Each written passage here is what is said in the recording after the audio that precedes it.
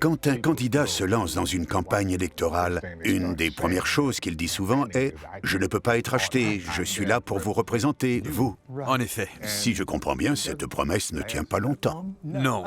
Je pense que tout le monde commence avec cette mentalité, mais ça finit par changer. Parfois, ça ne prend que quelques heures, parfois des années, mais l'attrait de l'argent est si fort que la plupart des élus finissent par céder. Et puis, ces fonds sont aussi nécessaires à leur campagne de réélection. Alors que s'est-il passé?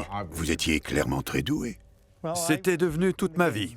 J'avais ouvert 2 restaurants où je laissais mes associés manger comme si c'était leur cantine. S'ils voulaient jouer au golf, j'avais un avion à disposition qui les amenait à St Andrews, en Écosse. Puis un jour, un article est paru dans le Washington Post. Toutes mes tactiques de lobbying y ont été exposées en détail. C'est comme ça que je suis devenu l'ennemi public numéro 1. Au départ, j'étais persuadé que je n'avais rien fait de mal. Puis je me suis mis à relire les millions d'emails que j'avais envoyés au cours de ma carrière de lobbyiste. Et c'est là que j'ai commencé à me remettre en question. J'ai donc décidé de coopérer, j'ai plaidé coupable et j'ai purgé ma peine. Je me suis rendu compte de mes torts. Ce système où les gens payent pour avoir de l'influence à Washington est malsain. Acheter les élus gouvernementaux est une pratique on ne peut plus courante pour les entreprises qui en ont les moyens.